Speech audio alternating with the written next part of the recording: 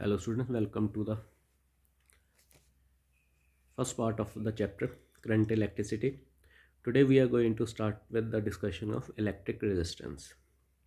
We know that there are a large number of free electrons in a metal, and these electrons, free electrons in the metal, they move randomly in all the directions when it is not connected to any source of electricity, that is cell or battery, due to which net flow of electric charge is not there, so current through the metal is also zero. But when a potential difference is applied, all the electrons inside the metal or the conductor, they start drifting from the lower to the higher potential, that is from negative terminal to the positive terminal through the conductor, and a conventional current begins to flow from higher potential to the low potential, that is from positive end to the negative end of the conductor. This is because when potential difference is applied, all the electrons inside the conductor, they experience electric force, due to which they all start moving from the negative terminal to the positive terminal through the conductor. Now, under this force, all electrons experience acceleration, and they all starts drifting in the same direction and hence produce the electric current. But the acceleration experienced by all the electron is not the same, because of which although all the electrons are traveling in the same direction, but they are traveling with the different speeds. So during this movement, when they all are moving in the same direction, they not only collide with each other, but they also collide with the fixed positive charges. Fixed positive charges are actually the nuclei of the atoms from which the given conductor is made of. So when electrons under the potential difference, they move through the conductor, from the other free electrons which are also moving in the same direction, and also from the fixed positive charges. Each time a collision of an electron with a fixed positive charge or with another electron takes place, this collision reduces the kinetic energy of the electron, that is speed. Not only the speed of the electron reduces, but it also changes the direction of motion of the electron.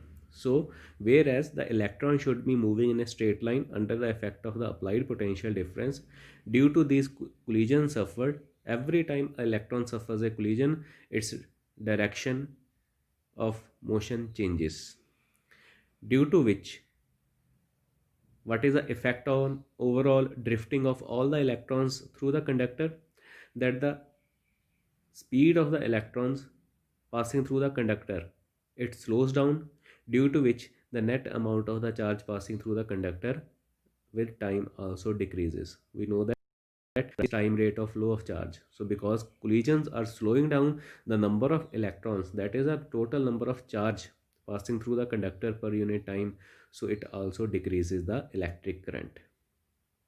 So this slowdown of the electrons due to the collision suffered by them, it actually gave rise to the obstructed motion of the electrons, where the motion of the free electrons are obstructed by each other and also by the fixed positive charges of the conductor.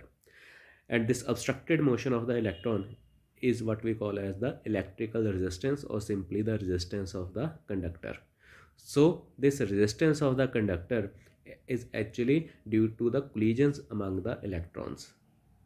Greater the number of collisions, more will be the resistance of the conductor.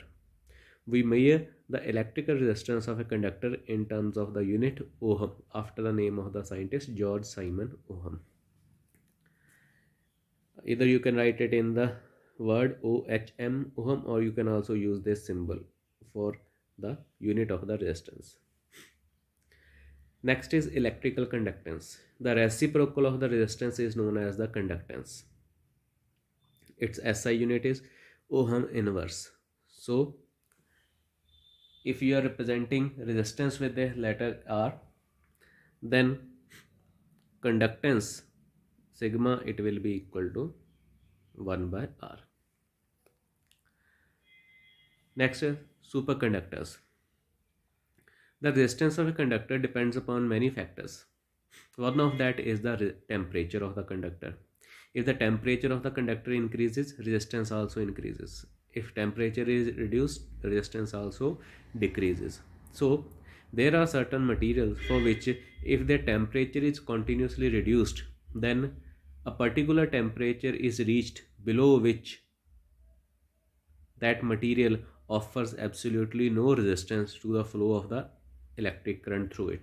That is, at a at a particular temperature, below a particular temperature, there are absolutely no collisions taking place for the free electrons moving through that material under the applied potential difference.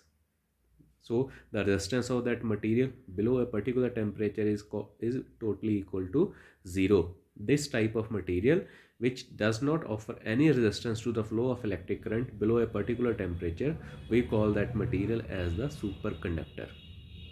The temperature below which the resistance of a conductor becomes zero, that is known as the critical temperature. This critical temperature for the most of the material is very small to be achieved in day-to-day life, but only under certain restricted experimental conditions it can be achieved. For example, mercury below 4.2 kelvin act as a superconductor, while lead has a critical temperature of 7.25 kelvin. That is, below 7.25 kelvin lead will have zero resistance. So because of very small values of the critical temperature, superconductors are very difficult to be obtained at the normal working room temperature conditions. Next is the laws of the resistance. Laws of resistance help us to know what are the factors which affect the resistance of a conductor. First of all, resistance of a conductor depends upon its nature. Nature means the number of free electrons available inside the conductor. Greater the number of the free electrons available inside the metal, lesser is the resistance of the conductor.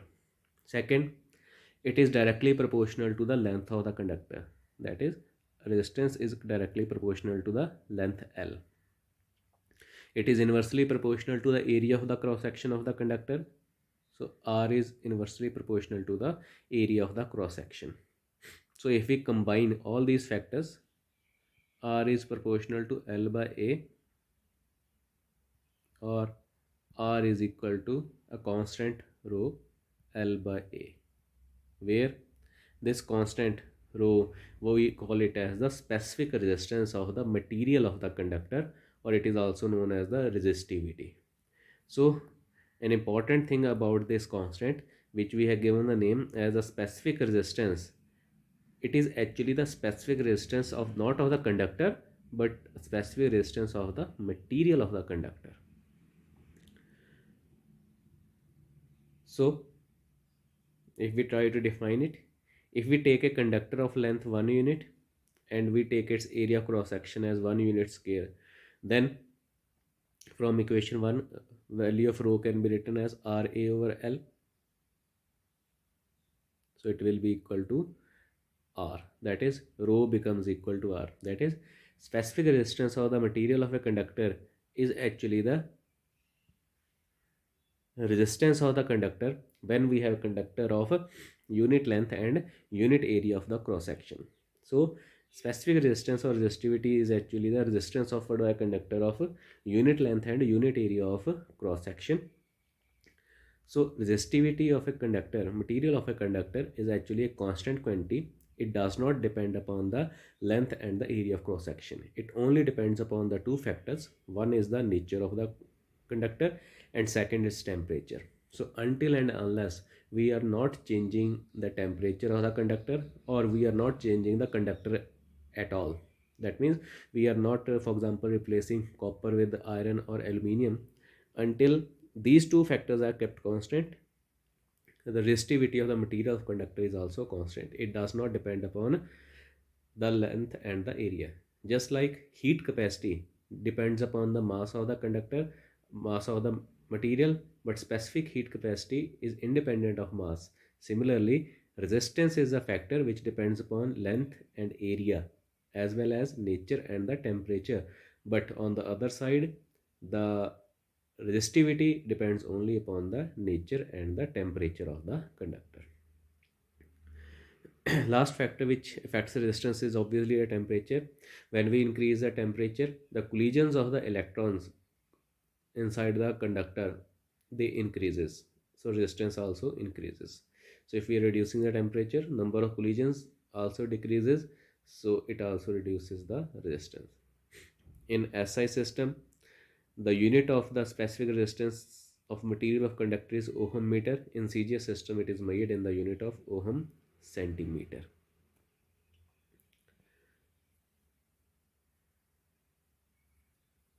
Next is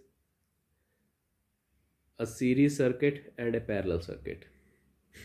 A circuit in which same current is flowing through all the elements of the circuit is known as the series circuit. So a series circuit has an important property that same current flows through all the elements. That means all the components connected in the circuit.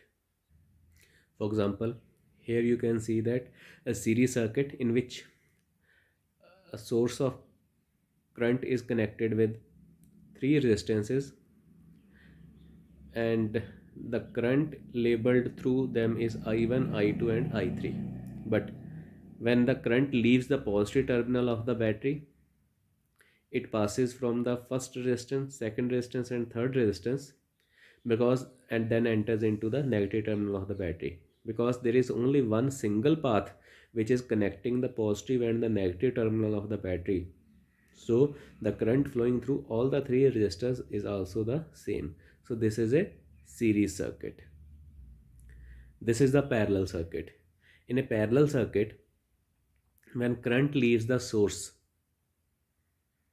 then different current flows through the different elements present in the circuit. So here you can see that with the source of EMF, that is the battery, three resistors are connected in parallel with each other.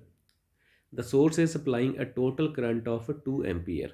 Source supplies a total current of 2 ampere, but when it reaches the parallel combination of the three resistances, there it divides. You can see the current through the first resistance is only 1 ampere, through the second it is 0.5 ampere, and through the last resistance it is again 0.5 ampere.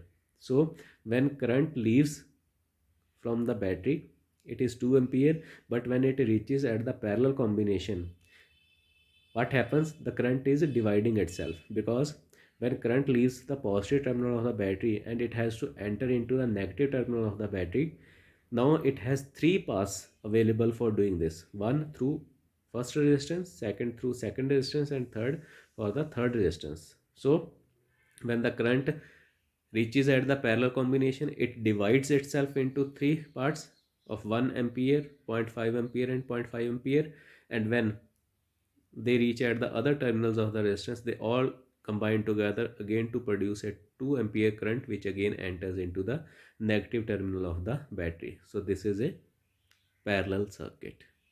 So we have just seen a series circuit and a parallel circuit, in which series circuit contains same current through all the elements, but in parallel circuit the current in the different element is also different in magnitude, because of the division of the current takes place. Thank you.